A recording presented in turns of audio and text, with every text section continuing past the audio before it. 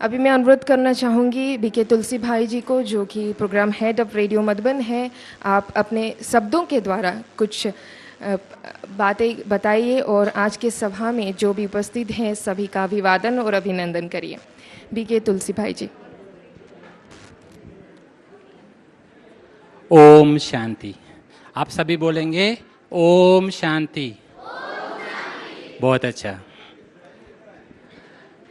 आज हम सभी इकट्ठे हुए हैं। यह प्रोग्राम ब्रह्मा कुमारीज और रेडियो मधुबन के सौजन्य से चलाया जा रहा है। विशेष आज विश्व जल दिवस है, उस उपलक्ष्य में तो ज़रूर आप सभी का जल से कनेक्शन है, तभी आप यहाँ आए हैं। मैं आप सभी का स्वागत करता हूँ। दोस्तों, ये जो संस्थान है प्रजापिता ब्रह्मा कुमारी ईश्वरीय विश्वविद्यालय, जहाँ पर हमें आध्यात्मिक शिक्षा दी जाती है। आध्यात्मिक शिक्षा जब बात करते हैं तो उसमें दो चीज़ों का महत्व होता है, पुरुष और प्रकृति का। पुरुष अर्थात आत्मा, प्रकृति अर्थात पांच तत्व। क्योंकि आत्मा इस शरीर को लेकर ही अपना अभिनय करती है और यह शरीर पांच तत्वों का बना हुआ है, और उसमें भी जो पानी है वो मुख्य है। कहते हैं कि शरीर का 70% भाग जो है पानी है, और ऐसे ही पूरे विश्व का 70% जो ये पृथ्वी है उसके आसपास जो 70% है वो जल है। लेकिन अगर उसका आपस में समन्वय नहीं है तो वो अच्छा अभिनय नहीं कर सकते हैं। आत्मा और पांच तत्वों का अगर आपस में समन्वय नहीं है, अर्थात शरीर और आत्मा का आपस में मतभेद हो जाए, तो फिर वो दोनों भी अच्छा कार्य नहीं कर सकते। चाहे आत्मा भी अच्छा कार्य नहीं कर सकती और शरीर भी सुचारू रूप से नहीं चल सकता। तो इन दोनों के समन्वय से ही ठीक अभिनय हो पाता है। ऐसे ही जब अपन पांच तत्वों की बात करते हैं या प्रकृति की बात करते हैं, तो प्रकृति को भी अगर पूरा बैलेंस्ड है तो ही पूरी दुनिया अच्छी रीति से चल सकती है।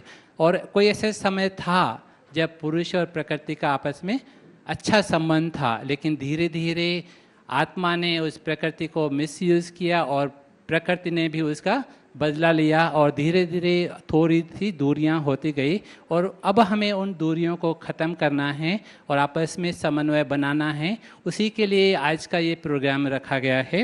विशेष रूप से रेडियो मधुबन 90.4 FM। मैं समझता हूँ आप लोग सभी सुनते होंगे रेडियो मधुबन। कौन है जो रेडियो मधुबन से परिचित हैं? हाथ उठाएंगे। गुड। औरों को भी मालूम होगा कि जो लोकल फ्रीक्वेंसी है 90.4 FM पर रेडियो मधुबन सुना जा सकता है, और इससे आपको बहुत सारी जानकारियाँ मिलती हैं। हर उम्र के लिए हर ये प्रोग्राम्स दिया जाता है इस रेडियो मधुबन में, चाहे वो गृहिणियों के लिए, चाहे बच्चों के लिए, चाहे युवाओं के लिए, वृद्धों के लिए, कृषकों के लिए, आम जनता के लिए, और विशेष रूप से स्वास्थ्य का भी इसमें ध्यान रखा जाता है। और जहाँ स्वास्थ्य की बात आती है तो शरीर को सुचारू रूप से चलाने की बात आती है। पांच तत्वों से बने इस शरीर को पानी की इतनी महत्व होता है, जैसे कि इसके बिना कुछ चल ही नहीं सकता। कुछ दिन पहले मेरे दोस्त ने मुझे ईमेल किया। उन्होंने बताया कि फिलीपीन में जब तूफ़ान आया था तो उस तूफ़ान के दौरान वो सेवा करने के लिए गए, और किसी कारण से उनकी जो ड्यूटी लगाई गई वो प्रसूति गृह में लगाई गई। और उन्होंने बताया कि कितना दर्दनाक सीन था, क्योंकि प्रसूति गृह में पानी नहीं था और कुछ दिनों से पानी नहीं था। तो उनके जो ईमेल हैं उस डिटेल उन्होंने लिखा, और अगर मैं उस ईमेल को विजुअलाइज करूं तो मेरे आँखों का पानी सूख जाए ऐसा होता। क्योंकि कितनी स्मेल, कितनी वहाँ जो भी महिलाएं थी वो कितना बुरा फील कर रही थी उस हालत में। तो पानी का कितना महत्व है, जिस पानी को कभी कभी हम यूं ही नष्ट कर देते हैं, और उसका महत्व हमें तब पता चलता है जब वो नहीं होता है।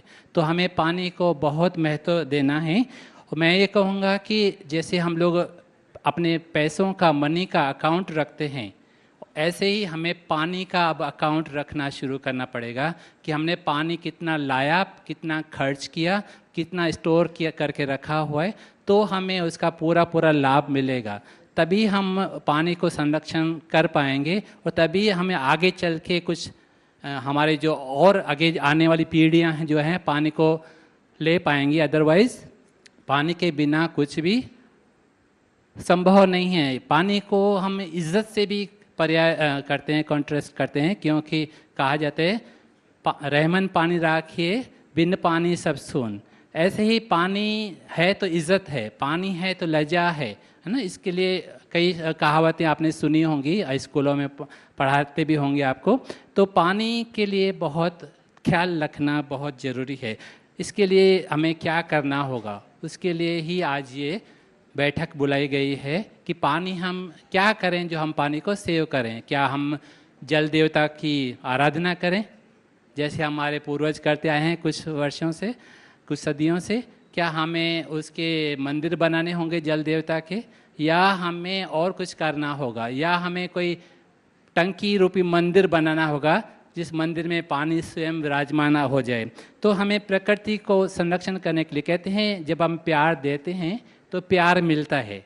ऐसे ही जब हम वृक्षों को पानी देते हैं तो वृक्ष बड़े होते हैं और वृक्ष फिर आवाहन करते हैं बादलों को और वो पानी फिर हमें मिलता है। तो मैं ये कहूँगा कि हमें और भी वृक्ष लगाने होंगे पानी प्राप्त करने के लिए, ताकि हम पानी को ला पाएँ, पानी का स्वागत कर पाएँ। ऐसे ही हमें संभालना होगा कि किस प्रकार की लाइफ स्टाइल हम लाएँ जो हम पानी को हमारे जीवन में ला पाएँ। उसके लिए बहुत सारे विदुषी यहाँ हैं। अग्रवाल सर आए हैं खास जयपुर से। आपने पानी के ऊपर बहुत सारे कार्य किए हैं और पूरे पर्यावरण में के लिए आपने कार्य किए हैं। आपके शो के द्वारा हम समझ पाएंगे कि हम उसको कैसे यूज़ करें। और हमारे साथ शंभू भाई हैं जो पिछले 45 सालों से ब्रह्मा कुमारी से जुड़े हुए हैं और पिछले 35 सालों से समर्पित होकर कार्य कर रहे हैं। और आप शुरू से जल विभाग को देखते हैं, तो कैसे आप जल का संरक्षण करते हैं ब्रह्मा कुमारी आश्रम पर, कैसे उसको बचत करते हैं, क्या उसका ध्यान रखते हैं, कैसे स्टोरेज करते हैं, आपको बताएंगे। हमारे साथ परी भाई भी आएंगे, परी भाई ने जिन्होंने पानी पर बहुत रिसर्च किया हुआ है और उन्होंने बुक भी बनाई हुई है जिसका आज अनावरण हम करेंगे यहाँ पर। मैं आप सभी का स्वागत करता हूँ, विशेष रूप से अग्रवाल सर का, शंभू भाई का, बहन सुभाश्री जी का, जिन्होंने सवेरे आपको नई किरण में बहुत सारी जानकारियाँ पानी के ऊपर दी हैं रेडियो मधुबन में। और अभी भी हम उनसे जानेंगे। जन चेतना संस्थान की बहन हमारे बीच में आ रहे हैं, ऋचा शर्मा जी, आइए प्लीज करें।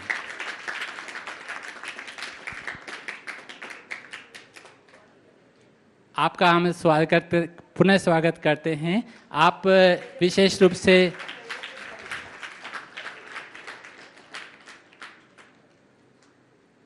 समाज सेवा में लगे हुए हैं, उसमें भी इस आदिवासी बेल्ट में और विशेष महिलाओं के लिए कार्य करना, मैं समझ सकता हूँ आप कितना हार्ड वर्क कर रहे होंगे उसके ऊपर। जब तक आपका दिल जान दोनों भी नहीं लगा होगा तब तक सफलता नहीं मिलती है। तो आप ऐसे सफल कार्यकर्ता हैं इस एरिया में, मैं आपका पुनः स्वागत करता हूँ। और ऐसे ही जो टीचर्स जिन्होंने आप बच्चों को भेजा है, हमारे मध्य जो विशिष्ट व्यक्ति और जो पानी को यूज़ करने वाले, मैं कहूँगा जितने भी पानी को यूज़ करते हैं और पानी का ख्याल रखते हैं, उन सभी का स्वागत, बहुत बहुत स्वागत। Thank you.